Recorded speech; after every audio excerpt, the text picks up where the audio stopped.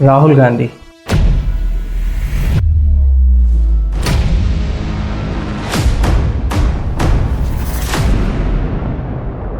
नरेंद्र मोदी,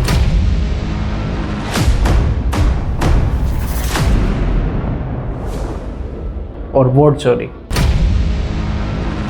आज हम बात करने जा रहे हैं ऐसे मुद्दे पर जिसने हमारे लोकतंत्र को हिला दिया है। मैं बात कर रहा हूँ हरियाणा चुनाव के वोट चोरी की, जिस पर राहुल गांधी ने लंबी सी प्रेस कॉन्फ्रेंस करके द इंच फाइल नाम से सबूत सामने रखे हैं। ये सिर्फ राजनीतिक आरोप नहीं, ये बहुत गंभीर डेटा आधारित सबूत है जो बताते हैं कि चुनाव जीतने के लिए पूरे सिस्टम को किस तरह से हैक किया गया था। आज मैं आपको ऐसे 5 बड़े सबूत और आरोप दिखाऊंगा जिन्हें देखकर आप चौंक जाएंगे।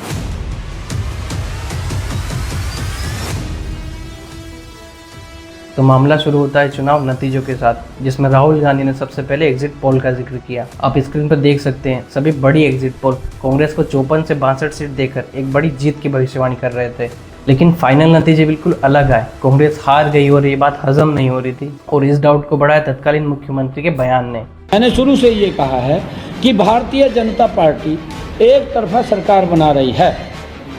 हमारे पास सारी व्यवस्थाएं हैं, आप चिंता मत करिए। चुनाव के ठीक 2 दिन पहले जब सभी कांग्रेस की जीत की बात कर रहे थे, तब उन्होंने मुस्कुराते हुए कहा कि हमारे पास सारी व्यवस्थाएं, अब चिंता मत करिए। अब राहुल गांधी का आरोप ये है कि व्यवस्था का मतलब कोई नियम या कानून नहीं था, एक वोट चोरी का सेंट्रलाइज्ड प्लान था। अब मैं आपको इस व्यवस्था के 5 बड़े सबूत दिखाता हूँ। पहला और सबसे चौंकाने वाला सबूत डुप्लीकेट वोटर्स का। राहुल गांधी ने एक महिला की तस्वीर दिखाई जो ब्राजील की एक मॉडल थी, जिसका भारत से कोई लेना देना ही नहीं था, लेकिन हरियाणा की वोटर लिस्ट में इसी फोटो को 22 बार 10 अलग अलग बूथों पे इस्तेमाल किया गया।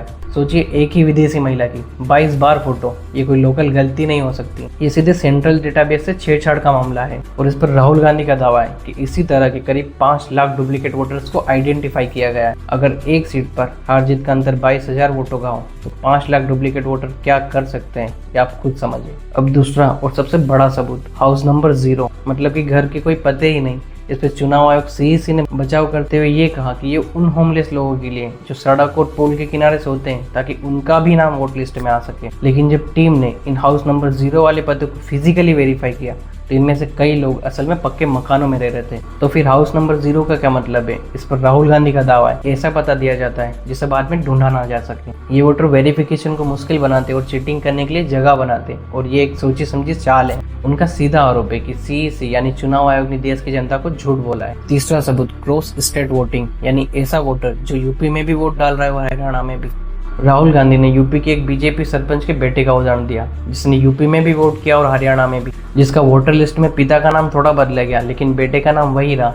चौथा सबूत, बल्क वोटर्स, यानी एक ही पते या एक ही नाम के साथ हजारों वोटर्स को लिस्ट में डाला गया, जिससे लगभग 19 लाख बल्क वोटर्स और 90,000 इनवैलिड एड्रेस के मामले सामने आए। ये सब वोटिंग प्रोसेस में धोखाधड़ी के लिए फ्लेक्सिबिलिटी पैदा करते हैं। पांचवा सबूत, लेकिन ये भी कोई कम गंभीर नहीं है, इसमें जानबूझकर वोटर्स को हटाया गया। उन्होंने बिहार का एक एग्जाम्पल दिया जिसमें पूरे परिवार को वोटर लिस्ट से हटा दिया गया, और वजह उन्हें एब्सेंट बताया गया जबकि वो वहीं मौजूद थे। तो दोस्तों, ये डबल अटैक, एक तरफ नकली वोटर्स बढ़ाना और दूसरी तरफ विपक्ष के वोटों को हटाना, ये किसी भी चुनाव को पलट सकता है। अब राहुल गांधी का कंक्लूजन साफ है कि ये कोई गलती नहीं है, बल्कि भारतीय लोकतंत्र की आत्मा पर यह सीधा मौलिक हमला है, और ये सब एक सिस्टमेटिक मेथड के तहत किया गया। राहुल गांधी ने यह भी कहा कि इस लड़ाई को विपक्ष सड़क से लेकर सुप्रीम कोर्ट तक लड़ेगा, लेकिन सबसे जरूरी ये है कि हरियाणा के युवा और देश के लोग ये समझे कि उनके भविष्य के साथ खिलवाड़ किया जा रहा है। तो दोस्तों, अब डाटा आपके सामने है, आप इस पर क्या सोचते हैं कि वाकई कोई व्यवस्था थी या फिर लोकतंत्र को कमजोर करने की एक साजिश? अपनी राय कमेंट में जरूर बताएं, और वीडियो इन्फॉर्मेटिव लगा हो तो वीडियो को शेयर करें और चैनल को सब्सक्राइब करें।